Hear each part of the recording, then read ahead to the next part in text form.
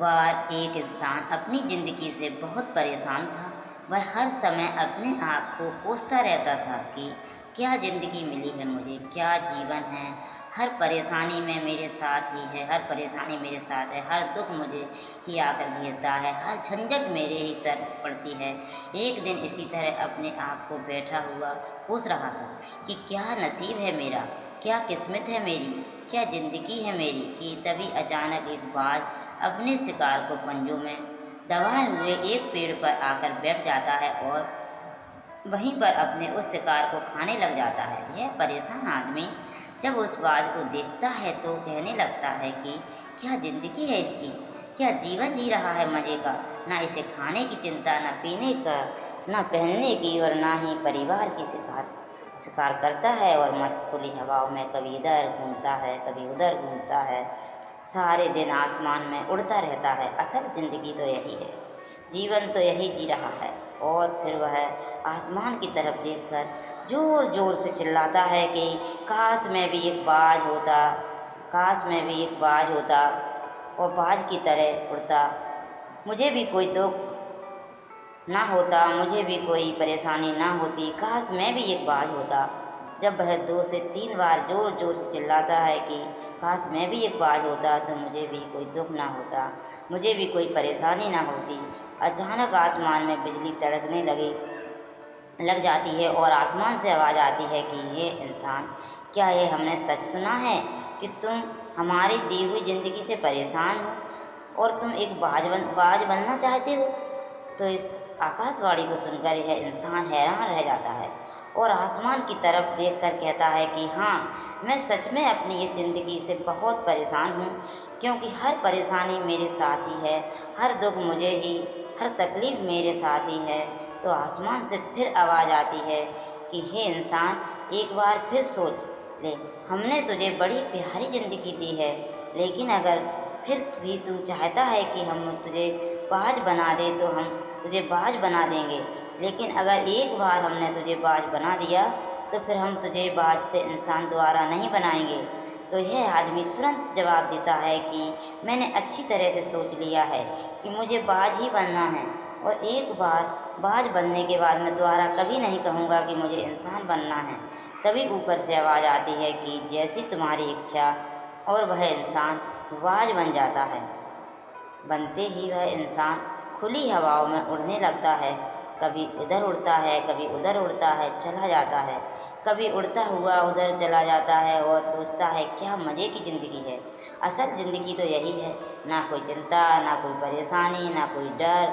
वह सारा दिन ऊंचे आसमान में उड़ता रहता है, 2-3 मिनट पंख मारता है, उसके बाद पंख मारना बंद कर देता है और लंबे समय तक हवाओं में तैरता रहता है।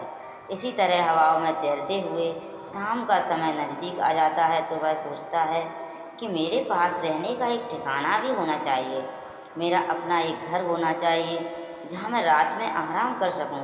तो यह सोचकर वह छोटी छोटी लकड़ियाँ इकट्ठा करने लग जाता है और एक ऊंचे पेड़ पर अपना घोंसला बनाने लग जाता है। एक एक लकड़ियाँ इकट्ठा करके वह अपने लिए एक सुंदर सा घोंसला तैयार कर लेता है और रात में उसी में सो जाता है और सोचता है सुबह उठकर शिकार भी करूँगा और सुबह उठकर फिर से मौज मस्ती भी करेंगे, खुली हवाओं में उड़ेंगे। सुबह होते ही वह शिकार की तलाश में निकल पड़ता है, हवाओं में उड़ता रहता है, ऊपर से जाकर देखता कि कहीं ज़मीन में मुझे कोई शिकार नज़र आए तो मैं तुरंत जाकर उसे दबोच लूँ और वहीं पर खा लूँ, लेकिन उसे कोई शिकार नज़र नहीं आता। काफ़ी समय बीत जाता है, वह लगातार ऊंचाइयों से शिकार को ढूंढता रहता है, लेकिन उसे कोई शिकार नहीं मिलता। फिर पास एक जंगल होता है, उस जंगल में चला जाता है, यह सोचकर कि शायद वहाँ कोई अच्छा सा शिकार मेरे हाथ आ जाए। यह जंगल के ऊपर उड़कर शिकार को ढूंढता रहता है, जंगल के अंदर जाकर भी शिकार को ढूंढता है, लेकिन इसे वहाँ भी कोई शिकार नहीं मिलता। शाम का समय नज़दीक आ जाता है तो मायूस होकर वापस अपने घोंसले की तरफ लौट रहा होता है कि रास्ते पर थककर एक पेड़ के ऊपर बैठ जाता है। जब यह उस पेड़ के ऊपर बैठा होता है तो उसकी नज़र एक बीमार चिड़िया पर पड़ती है जो कि अवस्था में होती है। यह तुरंत जाकर उसे दबोच लेता है उसके पंख निकालकर अलग कर देता है और उसे खा जाता है। उस चिड़िया को खाने के बाद वह अपने घोंसले की तरफ उड़ जाता है और रास्ते में सोचता है कि चलो बीमार चिड़िया ही सही, लेकिन कुछ तो खाने को मिला। वह अपने घोंसले पर पहुंचकर आराम करने लगता है और सोचता है सुबह एक अच्छा सा शिकार पकड़ूं और अपनी भूख मिटा लूँगा। जैसे ही सुबह का प्रकाश होता है यह निकल पड़ता है अपने शिकार की तलाश में। हवा में उड़ता रहता है, लेकिन आज फिर कोई शिकार उसके हाथ नहीं आता। काफ़ी समय बीत जाता है। यह ऊंचाइयों पर जाकर अपनी तेज नज़रों से शिकार को ढूंढता की पूरी कोशिश करता है, लेकिन इसे कोई भी शिकार नज़र नहीं आता। फिर यह पास के उस जंगल की तरफ चला जाता है, लेकिन इसे वहाँ भी कोई शिकार नहीं मिलता। इसी प्रकार पूरे दिन उड़ते उड़ते शाम का समय नज़दीक आ जाता है, तो यह निराश होकर वापस लौटने लगता है और रास्ते में एक पेड़ पर आकर बैठ जाता है। सोचता है शायद आज फिर कोई बीमार चिड़िया मेरा इंतज़ार कर रही हो, लेकिन हर बार किस्मत मेहरबान थोड़ी होती है। आज इसे कोई बीमार चिड़िया नहीं मिलती। यह थक हार कर वापस अपने घोंसले की तरफ चल पड़ता है और घोंसले पर पहुंचकर भूखा प्यासा ही सो जाता है और सोचता है कल सुबह एक बड़ा सा शिकार पकड़ूंगा और आज की भूख भी मिटा लूँगा। अपने घोंसले में सोया होता है, गहरी नींद में होता है कि तभी एक भयानक तूफान आता है। इस तूफान की हवा इतनी तेज होती है कि इसके घोंसले को उड़ाकर एक जगह फेंक देती है और ये कहीं दूसरी जगह फेंक देती है। तो ये जहाँ गिर जाता है वहाँ नीचे एक नोकदार लकड़ी पड़ी होती है जो इसके पंजे में गड़ जाती है और इसे पूरी तरह घायल कर देती है। तूफान के रुकने के बाद बारिश शुरू हो जाती है। तेज़ बारिश होती रहती है, पर यह किसी तरह से पेड़ों के नीचे छुपकर बैठा रहता है। बड़ी मुश्किल से इसकी राहत कटती है। जब सुबह होती है तो बारिश रुक जाती है। बारिश के रुकते ही चारों तरफ खुशियाँ छा जाती हैं, चारों तरफ हरियाली छा जाती है। नदियाँ और झरने तेज़ी से बहने लगते हैं। सब कुछ फिर इसके पंजे में जो लकड़ी लगी थी उसकी वजह से इसका पंजा बुरी तरह क्षत हो गया। और मैं आपको बता दूं कि बाज का जो पंजा होता है वह उसके शिकार को पकड़ने के लिए सबसे ज़रूरी होता है, क्योंकि बाज अपने पंजों से ही अपने शिकार को पकड़ता है, दबोचता होता है और फिर अपनी चोंच के माध्यम से नोच नोच कर खाता है। लेकिन अब इस बार बाज का पंजा बुरी तरह से घायल हो चुका था और वह पिछले 2 दिनों से भूखा भी था। यह शिकार की खोज में थोड़ा सा उड़ता है कि शायद फिर कहीं कोई बीमार चिड़िया इसे मिल जाए, लेकिन कहाँ बार बार कोई बीमार चिड़िया मिलने वाली थी। वह कुछ देर तक उड़ता है, लेकिन फिर भूख और दर्द के मारे थक कर एक पेड़ पर आकर बैठ जाता है। वह पेड़ पर आकर बैठा तो जाता है, लेकिन उसे पता नहीं था कि यहाँ एक और मुसीबत उसका इंतज़ार कर रही है।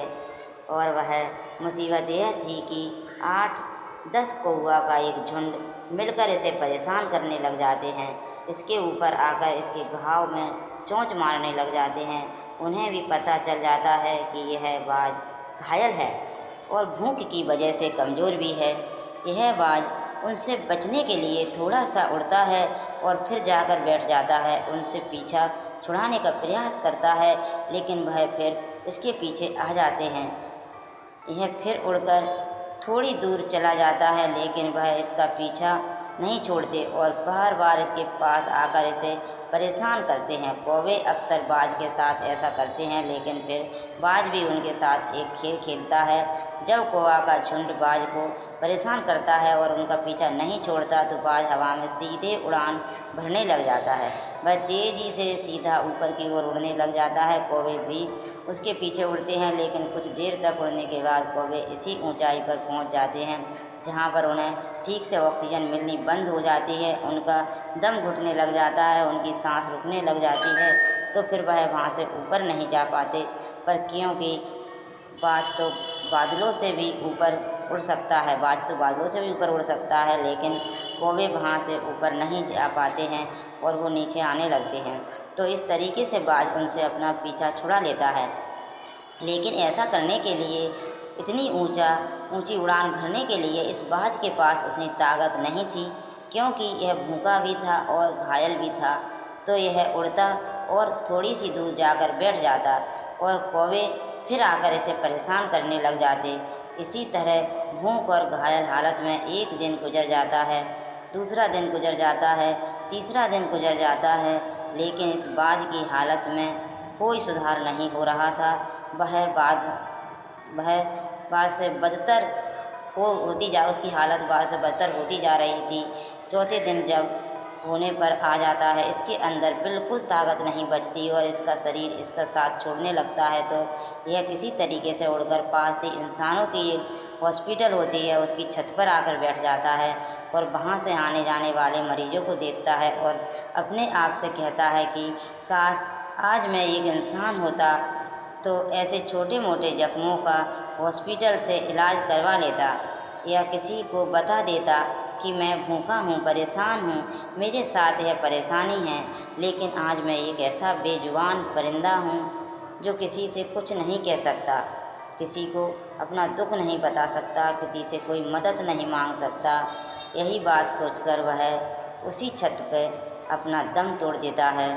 वह अपनी जान की कुर्बानी दे जाता है, लेकिन साथ ही साथ हमें यह सीख भी दे जाता है कि आपको जैसा बनाया गया है, आप जैसे भी हो उसी में खुश रहो और उसी में बेहतर करने की कोशिश करते रहो, ना कि इस बात से परेशान रहो कि काश मैं ऐसा होता, काश मैं वैसा होता, काश मैं यह बन जाऊं। आपको जैसा भी बनाया गया है आप उसी में अपना सर्वश्रेष्ठ करने का प्रयास करते रहें।